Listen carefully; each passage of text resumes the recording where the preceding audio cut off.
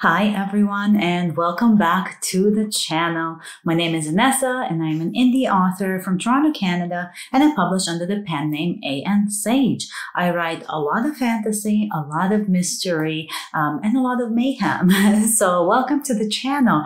If you are new here, you should know I publish videos weekly, mostly about the art of writing, some tips and tricks for entrepreneurs, for creatives working for themselves, and there's a lot of planner videos and stationery videos sprinkled in along the way. So if that sounds like something that you would like to be a part of, I welcome you to join our growing community, and make sure to subscribe and hit the bell notification so that you don't miss any new videos.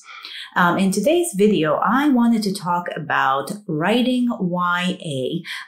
More specifically, I wanted to talk about reading YA in order to write YA. So YA, young adult, is a genre that I am very, very familiar with. I have a lot of books out in the genre. I have a very long-running series in the Shadowhurst Mysteries world. Right now, there are 7 books plus a novella, and then one final book coming out early next year. I also have a sci-fi series, Cortega, and then I have an NA series, which is new adult, but it really reads right like YA, and I wrote it like YA, and that's my first series, the Etherborn Saga, that has 4 books.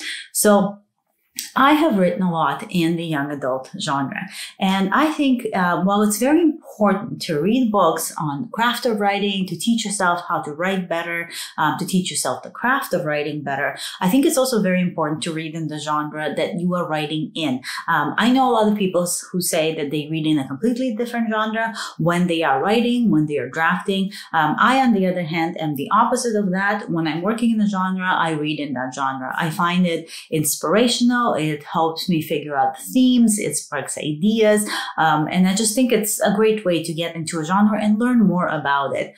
So I wanted to make a video about my top recommended books in the young adult genre to read if you are going to be writing young adult.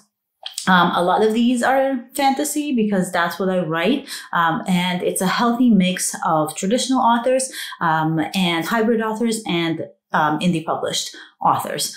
So I wanted to kind of hit a mix of everything, because depending which route you're going to go as an author, it might influence which books you're going to read, just to kind of see how they're structured, what the themes are, how they work, etc. So some of the top books here are just personal favorites. Don't judge me. Don't come at me if you don't like them. I'm not reviewing these books. These are just books that I have loved, that I think have important things that you could pick up on when reading them if you're going to be writing in young adult. So this might not be everybody's cup of tea. We all like different books, and everybody should read whatever they want to read. These are just books that I have read that have helped me kind of figure out what young adult is all about, what readers love. So these are very popular books, and why readers love them.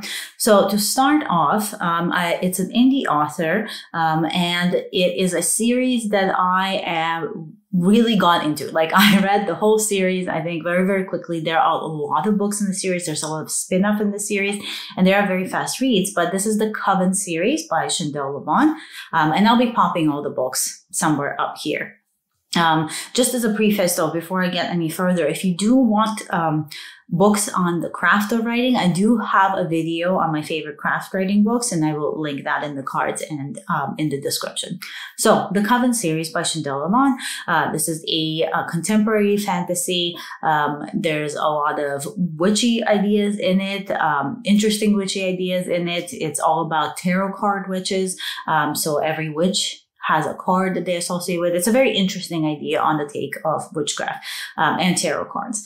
And it reads very fast. There's a lot of romance subplots, heavy romance subplots in the series. And I think that's what makes it kind of faster, because you're rooting for couples. And just in general, it's a very good read. It is addictive, which is great. And I think the thing that this series does really well is the character development. So you really get to root for the characters. And the characters are very, very young adult oriented, and they speak to that level of person. Like, so they're very much in that age group, and they are really well written for that age group. The next book, there's no order to this. I just kind of like plucked them off my shelf and figured out which one I like most. It's a series, but the first book is Girls with Sharp Sticks by Suzanne Young. This one is, I guess in a way it's sci-fi, but I think it's very close to almost like women's fiction for young adult. There are sci-fi elements, and I don't want to spoil it, although you find out pretty early on, like kind of in the first book, the spoiler for this and where the sci-fi factor for this comes in. But it's a very, very good example of a coming of age young adult novel. There's a lot of relationships between girls that are really good. And it's just a general kind of almost like a young adult feminist book in a way. And it's probably one of my favorite books and my favorite series that I have read. I just absolutely adore it. I've read it several times. It's beautifully written, and just the themes behind it are very, very relevant to girls in the young adult genre, I think. Another one, and this is an indie author again, is Casey L. Bond, and this is When Wishes Bleed. When Wishes Bleed is more, it's not epic fantasy, but it is more of a higher fantasy in that it's definitely fantasy. There's no contemporary in it. It's set in a different world to our own, and it is lyrically very beautifully written. There's a very interesting storyline. There is a very heavy romance subplot. So if that's something you want to write, I definitely recommend this. And Casey L. Bond is one of those authors who can spin a tale really well. And she is quite a good example of lyrical writing that isn't overdone. So I would definitely recommend this book. And then we have a fellow YouTuber here, a huge YouTuber here, Sarah Cannon, and her series Beautiful Demons, sorry, not just one, many demons. I read this so fast. It's a big series. It's a very long series. Again, there's spin-offs, very much like the Coven series by Chandel Lamont. But it is a really, really interesting read. They're not small books. I think the first one is small, and then they get larger and larger and larger. And the last few books are quite hefty, which I think it's fantastic because you get more and more into it. And again, much like the Coven series, this is a really great book for character development. Sarah Cannon does a great job at developing her characters, at making people fall in love with her characters. The lead character, Harper, you really root for her. She's someone you can connect with, even as an adult when you're reading this, but I can definitely see how a young adult might truly fall in love with this character and be able to relate to her. And it's a very, very interesting take on magic and demons and the whole thing. So it's a great high school story, magical high school story. It's not a magical high school, but there is magic in the high school. There is the Mean Girls crowd. Like it's got everything. So I would definitely recommend that series as well. Another one that is more fantasy, and this one will be great if you are looking to do some retellings or picking up on other folklore and other fairy tales and stories. Camelot Rising Trilogy by Kirsten White. This is a retelling of King Arthur, but it is from the point of view of Genevieve, who is not really Genevieve, and that's all I'll say. It's got magic. It's a little bit on the darker side, and it's a really interesting take on a retelling. So if you're trying to do a retelling, but you don't want to do something that is an exact replication of the story, so I think flipping it on its head and picking a different protagonist is a great idea. And Camelot Rising, just in general, is a good example of that. And then we have The Raven Boys, Maggie Stiefvater, and that is just a classic. I think everybody who has read young adult has read The Raven Boys. You really fall in love with these boys, even though they're so complicated.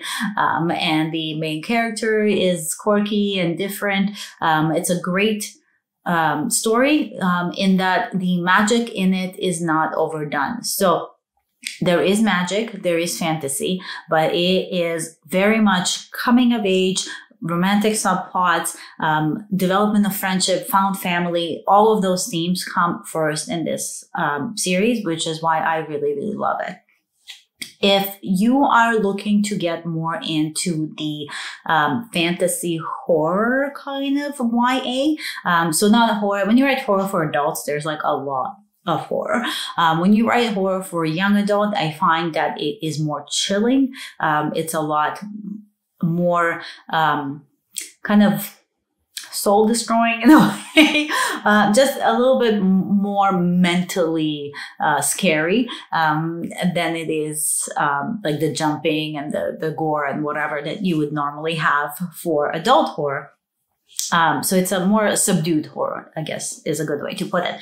But House of Hollow by Crystal Sutherland, another one of the top books for me.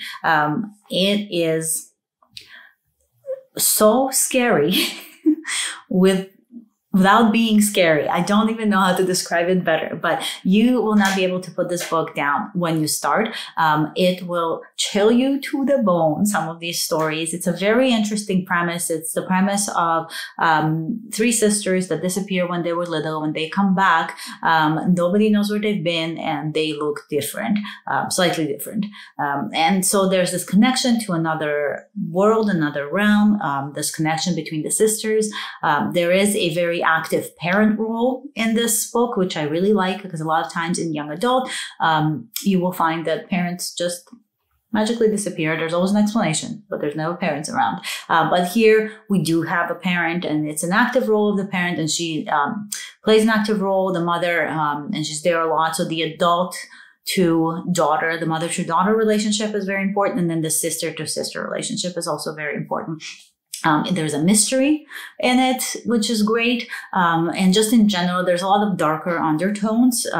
So it really creeps you out if you read it late at night. But it's fantastically written, really beautiful. And again, high recommend.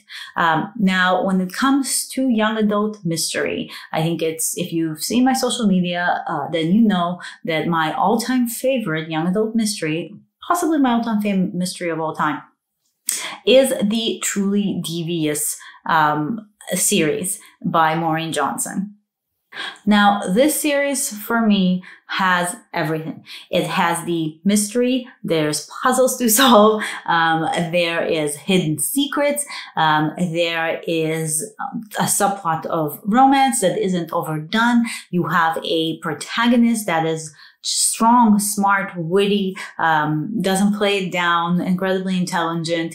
There is words that are written so beautifully. You'll have to read, like I actually have like screenshots from when I read this on my Kindle or my iPhone, just because they're so beautifully written and I want to remember how they were written. Just descriptions that are so beautiful. And just a story that will literally, like, there's an overarching mystery for the first two books, and then like a standalone mystery for the third book.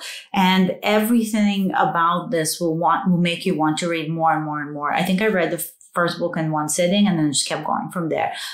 So this was a massive success for me. And again, right at the top there of my favorite books.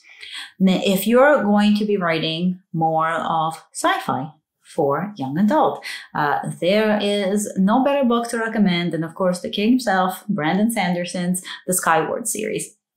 The Skyward series is a very good example for me of sci-fi for young adults. The sci-fi is not overdone. You don't get into like mathematical equations and descriptions. And if some things don't quite make sense, that's okay. Nobody's researching this, right? It is very much a young adult story set in space. There's spaceships, there's space battles, there's an interesting story, there's the growth of the main character, there's other characters that work as a team. So it really touches on that theme of friendship that young adult novels often touch on, and it kind of runs with it. And as you know, of course, Brandon Sanderson, just fantastic writing, a very interesting story. It really gets into it right away. The action starts very quickly, and it just continues on from there. So it's a fantastic example of a young adult sci-fi story. And then the last one, this is more middle grade, but I think because of the way that it's written, it has a lot of the similar kind of themes and plot beats as young adult novels do. And for me, that's City of Ghosts by V. Schwab. It's no big secret. V. Schwab is a huge favorite author of mine. It's a one-click author for me. I just love everything she writes. And City of Ghosts was one of the first novels that got me into reading her books, and I just absolutely loved it. It's a younger protagonist. It's a girl that can kind of see between the veil, so she can see ghosts. Her family travels around the world as ghost hunters, or they got like a ghost hunting show. So it's just like, it sets it up like the magical atmosphere is there, but again, it's very subdued. So very much like the Raven Boys, it doesn't hit you in the face that like magic, magic, magic, fantasy, fantasy, fantasy. It's very believable the way it's written. And I think that's the beauty of some young adult books, is that the fantasy is not always right in your face. And I think that works really well for young adult, because that way you get to explore other themes that might be a bit more relevant to the audience. So things like coming of age, finding first love, building friendships, found families, like all of that is probably a bit more relevant to a young adult novel than other themes that you would have. And so having the fantasy element not quite so over the top is a great way to kind of reference when you're writing a young adult novel. So that's my list of top. I have a lot more. There's a lot more books that I love in the genre. There's a ton of them, but this is kind of like my top for different subgenres of young adult that you might want to write. So we've got like fantasy, sci-fi, mystery. I tried to pick everything, horror, everything all over the place. And so I hope that you'll pick some of these up and give them a shot. And if you do, please make sure to comment and tell me what you thought of them, or if you've read some of these and they're your favorites, I'd like to hear about that too. Or if you have other books that you think should be on this list, then make sure to comment them below. And as always, I hope you guys have enjoyed this video. Let me know if you want to see more videos of kind of favorite books, or like book review type things, or just thoughts on books, and I'll put that on the list and make more of them. And with everything, I hope you guys are having a good, almost holiday season, enjoying the cooler weather, and I hope you stay magical, and I will see you next week. Bye!